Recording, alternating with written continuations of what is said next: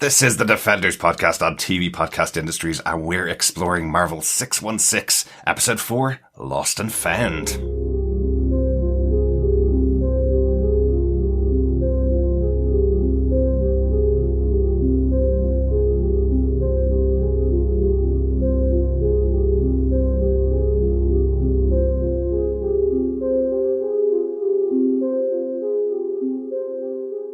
Welcome back once again, fellow Defenders, to our Marvel podcast on TV Podcast Industries. We're continuing our bite-sized coverage of Marvel 616, the anthology documentary available on Disney+. We're so excited to get back to Marvel in 2021 that we wanted to cover something Marvel before WandaVision begins on the 15th of January. So John decided to jump into the documentary series, Marvel 616. I've really been enjoying it so far. Yeah, it's been really good. And this one, Episode 4, Lost and Found, is, I think, the most different of at least the first four, as we were watching through the 8-episode Disney Plus series. Yeah. This to me was the most different, and in the end, I really ended off enjoying this one, directed by Paul Scheer. Yeah, it's a really interesting one. Make sure you subscribe to the podcast over at tvpodcastindustries.com, and you'll get access to all of these podcasts and our upcoming coverage of WandaVision and all the other shows that we've covered in TV shows and movies that we've covered over the last couple of years of podcasting. We'd also love to hear your thoughts. If you want to email us to feedback@tvpodcastindustries.com, let us know what you've been thinking about Marvel 616, what you're excited for coming up in 2021, and hopefully that you've been enjoying the podcast as well. We'd love to hear from you and let us know what you think. John, will we jump into our bite-sized coverage of Lost and Found? Definitely, yes. So what's the kind of overview of this one? This is Paul Scheer. I know him as a podcaster. Mostly I've seen him in so many movies. He's kind of an actor that's been in so many things. You'd certainly recognize his face. I know him as a podcaster on a podcast called How Does This Get Made? Very funny concept for a podcast. It's looking at movies that didn't do spectacularly well. And the idea is, well, how did it fall apart? How did this idea that somebody said, I'm going to give a couple of million quid to make into a movie? Well, yeah. How did it fall apart? How did it convince someone to get that money in the first place? And how did it fall apart and not make the money back effectively? It was a great idea to begin with. I think towards the end of the time I was listening to it, it had turned into a live stage show and had a bit too much promotion in it, so it was like every 5 minutes they seemed to be reading out an advert, and I kind of felt it was that they'd lost the fun of the podcast part of it. But I did love Paul Scheer on that show. He's a very funny comedian, very, very funny as a presenter, and I think he's taken his mind for how things work over to Marvel. So what's the central thing that he's doing here? Yeah, I mean, look, in essence, from the documentary side of it, this looks at the minor or back characters in the Marvel catalog, but at its most weird, it is almost a meta documentary that is really a comedic spoof pilot pitch within this documentary looking at minor characters. And so really here it's Paul Scheer looking to bring back this sort of B-list character into another kind of artistic form, in this case animation, and going through that process. Yeah, there's always this joke, that nobody recognizes the characters that Marvel put on screen, and then once they put them on screen, it's like, oh wow, everybody knows who these people are. Iron Man would have been considered probably a second tier character when they released the first movie of Iron Man. Now the whole universe of Marvel movies is out there, featuring loads of characters that people may not have heard of before they came to the screen. So the joke here with Paul Scheer is that he wants to find the most obscure character to put that character and give them kind of the promotion that they may not get otherwise. Exactly. Now, I would say, looking at the way that he's formed this story into this documentary, it's not far off the truth. Like, I don't think anybody would go out to say, I'm going to find the most obscure character and see if I can turn them into something that Marvel will do. But for a lot of the people behind the TV shows, they will find their favorite character who maybe people haven't heard of, but it will be their favorite character to begin with. Definitely. And then they'll be asked, Disney has done this with their TV shows, and Netflix used to do it with their shows, where they would ask somebody to come in and give a treatment to a character that has been chosen to get the TV treatment, for example. Yeah, absolutely. I mean, I think definitely this episode is in two parts. The first part does feel the most documentary-like, where Paul Scheer is interviewing three comic book writers. You've got Reginald Hudlin, who did Black Panther. You have Donny Cates, who did Venom, but also Doctor Strange. Yes, Donny Cates well. And also Gerry Duggan, who did the recent Big Defenders book, didn't he? Yeah, and I think famously Deadpool. And they kind of talk about different things here, and it's kind of interesting. You know, Reginald Hudlin talks about, you know, taking underutilized heroes and effectively reinventing them. And the example he gives is X-Men, where they were effectively going to be canned after 100 issues. It wasn't making the inroads, and they were taken on in a different way. And also the way Reginald Hudlin took on Black Panther.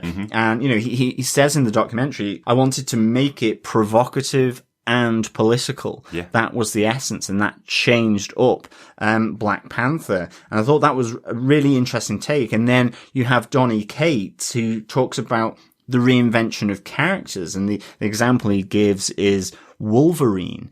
I suppose you could also have within this as well Son of Satan, which is another thing he talks about, which is effectively Hellstrom. It's got its own TV show this year. Yeah, exactly. And reinventing these characters and adding different perspective and bringing them something different or bigger, and really changing them up. And then you have Gerry Duggan talking about really sort of mining peripheral characters or B-list characters, a bit like what Paul Scheer is doing here. I mean, he talks about, you know, there's a number of things being talked about here. I think, like Damage Control, which are the non-superhero team that go up to clean up after the superheroes have effectively laid waste to some city in some form. Do you remember when we were on the Marvel Netflix stuff, there was actually talk of a Damage Control series coming? It was absolutely set in stone. This was going to be their comedy TV show that they were going to do from Marvel. It was going to be Damage Control. And I can't remember why it was cancelled in the end. I think there was kind of this thought of, should Marvel jump into doing a comedy TV show at this stage? Now, I think upcoming, I think I've heard that the She-Hulk show is going to be a 30-minute comedy in a lawyer's office, effectively, is the concept behind that. So they've still been looking for that property that they want as a comedy. Yeah. But interesting that the Damage Control one was in there. Damage Control as a concept, I think, was the one that came into Spider-Man Homecoming, the first Spider-Man movie. They're the ones that took over the operation to clean up after all the damage that had happened in New York from the Vulture's character. Yes. Effectively. That's what turned him into the Vultures. So Damage Control has actually made it to the screen, which I think is really interesting. But I do love that this idea from Gerry Duggan, where he's kind of going, look for those peripheral characters that some people are aware of and try and see if you can do something big and different. I think one of the interesting ones for me, he talks about Dr. Druid, the bargain basement sorcerer supreme. The way Gerry Duggan describes it is, you know, this hilarious backstory where effectively he is given magical powers by the Ancient One because the Ancient One just wants to be left alone by him. He's annoying him. But, you know, recently he's been used in Mark Waid's Doctor Strange run. That's so right. that it, you know, they do make it there. And the most bizarre one from the 80s is US Trucker, a CB radio receiver, when he presses his tongue onto his fillings after experimental surgery, after a crash with his brother following, you know, where he's driven off a cliff, and immediately gets experimental surgery, and the whole run of issues ends up with him driving a truck in space. So completely way out there. But I think the second part of this episode then focuses very much on Paul Scheer choosing a group of characters called Brute Force, which was a 4-issue run in the 1980s. And basically they are described as the animal Avengers that protect the environment. There's a dolphin, a lion, an eagle, a kangaroo, and a bear. And and you know, they kind of asked the question, why was this 4-issue done, and what can we do to reinvigorate them? And you know, Paul Scheer goes through, effectively the special projects editor from the 1980s. And when you look at what he was involved with at Marvel, it was Star Wars, G.I. Joe, and Transformers. Very successful, spin-outs. But the interesting thing that he kind of talks about, and is kind of backed up by the writer, Simon Furman, who he interviews as well, is that, you know, it was supposed to be eco-themed, very loose setup, but it was the likes of G.I. Joe, the likes of Transformers. It was toys being put into comics, and what they wanted was to create a comic series that would translate into toys. So these animals become very bionic, so that they can be turned into toys. They are hilarious. And, absolutely. I must say, I do it's love really that. interesting. Yeah, I do love that piece from the special projects editor on Marvel, where it's basically saying, I used to have 20 of these come across my desk every year, and I just choose a writer and an artist to go on the project. I love that he's kind of saying, I don't have any power as to who commissions this stuff. Somebody contacts us and says, you need to do the special project, and my job is to deliver the special project. It's kind of it's kind of a thankless job, but if it hits really hard, I suppose. It's kind of the thing. So I did like that. That's your job, is don't question what we're telling you to do. You just need to go and find a good writer to write it and a good artist to cover it over, so we get it out there. That's it. And I mean, ultimately, Paul Scheer then takes these characters, he tests the idea at Comic-Con, and the interesting thing about that is, if you take it at face value, then everyone said this could be really neat. I thought that was really interesting, and I'm assuming it wasn't staged in any way for the documentary, but it could have been. I feel like it might have been, yes. But he tests the idea at San Diego Comic-Con. He gets the animation studio involved to begin to sort of put, meat on the bones of these characters, voice actors, and you have this really funny little segment of the documentary where they're running through the different characters. I think Boomer the kangaroo is an assassin, but she bounces. So the idea that there'll be too much noise in trying to sneak up someone because you have boing, boing, boing. You've got Dr. Echo, which is the dolphin that has an Uzi. And a doctorate. And a doctorate. You've got Lionheart, the lion, Saw, the eagle, who has jets on him, and then the bear. Yeah. I do love, again, this whole segment of pulling apart the immediate flaws in every one of these characters. It's just so much fun. Again, the eagle with rockets that make him fly more. I can already fly, but if I have rockets on me, I can fly even more and even faster. he looks at the toy design, and everyone remembers the gauntlet from Avengers Endgame. And that toy that came out, and they were looking about doing the bear claw. And that you could, because they're eco, then they could use the claws to furrow little, channels in soil to plant seeds and you're just kind of going, okay, this is just nuts. But ultimately they create a pilot, and, it ends up with Paul Scheer, sitting down in front of the Disney, creatives to pitch the idea of this, and you get a nice little kind of minute long animation of brute force being reinvented, and I thought this was actually really quite nice. And as I say, this was the one that I just had no idea which way it was going. I mean, you immediately think this is just going to be them running through B-list minor characters like you had in the first part, which was massively interesting. It was great fun, It took it to another level by then trying to bring a set of these characters back to the mainstream and going through that process of how you do it. Because, like you say, Iron Man, in a sense, wasn't something everyone was raging about until the movie. Yeah, like he always had a book, at least, I suppose. So I don't want to underplay how popular a character Iron Man was, but it was that Marvel had sold off all their mainstream characters to be made by other companies for their movies, and suddenly they were kind of left with those lower tier characters that didn't have the most massive, that didn't have the Spider-Man following. But people often undersell that. Iron Man definitely still had a following in comic books, but not at the level of Spider-Man. But I love this concept of taking, this is how weird comics were in the 80s.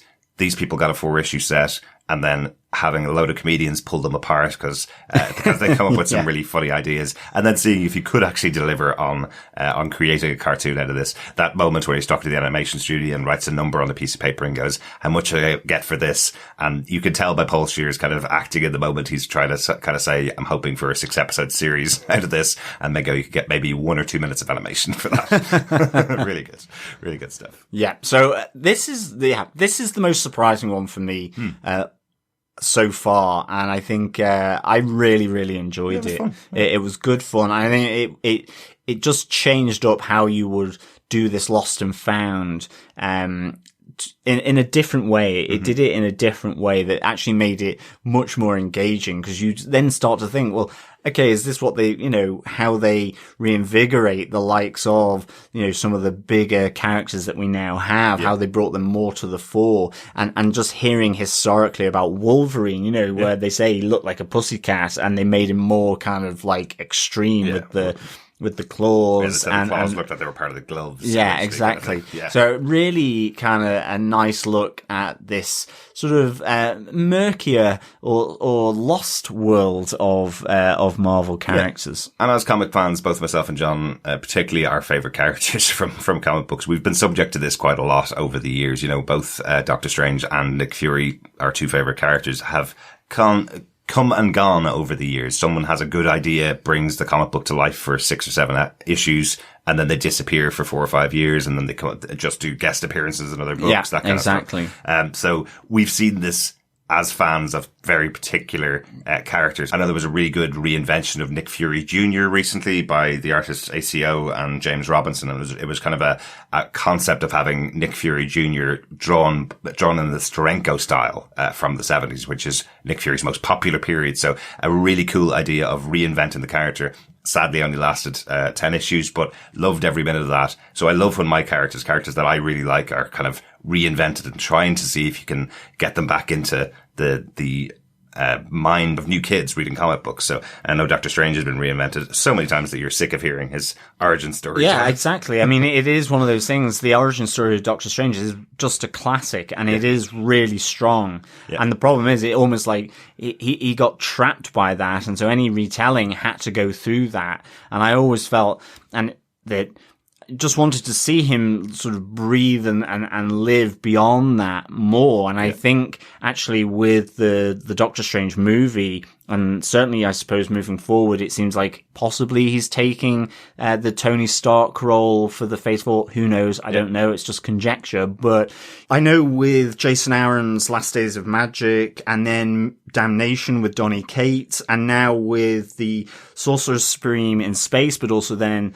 the next iteration Surgeon Supreme by Mark Waid. It's really kind of expanded the feeling of Doctor Strange, which I absolutely love. It's really kind of expanded the world with Zelma and also the Ghost Basset Hound as well, So I love... And we have Strange Academy as well. Strange Academy. Loads going on with Doctor Strange now, definitely. And I know when a little private secret between you listeners and us, when John came out of Doctor Strange, the movie, he said, I absolutely love this. Finally, it's done now. They've finished the origin story. Now they can move on. That was kind of his overall review of Doctor Strange. I love the movie. It was great. But the origin story's done. Now we can have another story with Doctor Strange. And we've waited 5 years. We're going to get it in 2022, hopefully, if the world goes well. But this part of the documentary was definitely my favourite part of it. Yeah. I did love the documentary overall, but this part where he's talking to three really great writers, talking about picking characters and bringing them back over and over again, for me, that was my favourite part, because I've seen that so often with my favourite character, Nick Fury. Exactly. So, and I think just, the difference in Lost and Found, it can be the B-list characters, but it can be more mainstream characters that lose their way in terms of the writing. Exactly. But are found again by new writers coming in with different perspectives, which I think is what episode 3 and 2 do, through the artwork and through the writers, that they bring something, a fresh perspective, a different angle to it. So yeah, again, another really nice little episode from Marvel 616 series. Excellent. Thanks so much once again for joining us for the 4th episode of Marvel 616. It's 8 in total of Marvel 616. I don't know whether you're watching all of them or whether you're just dipping in and out of the ones that you're interested in, but so far, all 4 of them we've really enjoyed, and thank you so much for joining us. Yeah, we will be back next for Marvel 616 episode 5, Suit Up, which is all about people enjoying cosplaying their favorite characters, which I have to say I'm really looking forward to. I think having gone to New York Comic Con and seeing what the cosplayers can do is just phenomenal. It's so good. And just really intricate designs to really people starting out, but making something really, really great, and some just being so simple that it sort of transcends cleverness. I think, what was it? The diamond above the head, and it was a sim, and that's really good. That's like, you just go, I like it. So definitely, if you've been to a big comic convention, you'll definitely recognize how talented some of the cosplayers can be. It's amazing. And throughout the series so far, throughout these 4 episodes, I think we've had a moment where there's been cosplayers shown throughout them. So in the writing episode, they were talking about writers going to Comic-Cons for the first time and seeing the character they created on a page for 3 months before, and suddenly people are there at comic conventions dressed up as this new favorite character brought to life. So I'm really intrigued to see what this one's going to be like. Again, thanks so much for joining us. We'll talk to you again next time. Yeah, thanks so much for joining us, fellow defenders. Remember, keep watching, keep listening, and keep defending. Bye. Bye.